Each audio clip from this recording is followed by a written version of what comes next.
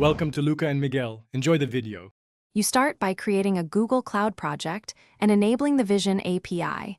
This gives you the billing and API access you need. Next, create a service account with the Vision role and download the JSON key. Store it securely and set Google application credentials to point to it.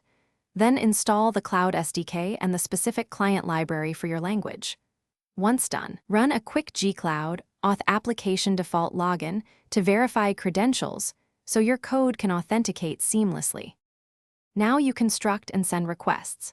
Choose the feature you need, label, text, or face detection, because each returns different annotations and confidence metrics.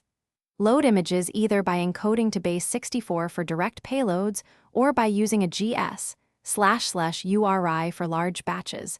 Choose cloud storage to avoid size limits and speed concerns. Then build the request JSON specifying features and image context and call the client library method.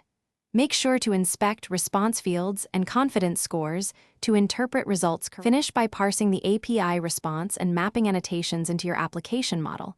Extract labels, bounding boxes, or text with confidence thresholds that fit your use case.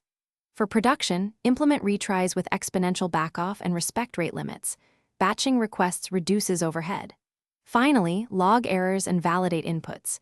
If you see auth failures, confirm service key path and roles. For quota issues, request higher limits. If images fail, check format and base 64 integrity. This troubleshooting approach resolves the most common failures. Thanks for watching and please subscribe. It's the best investment you'll ever make.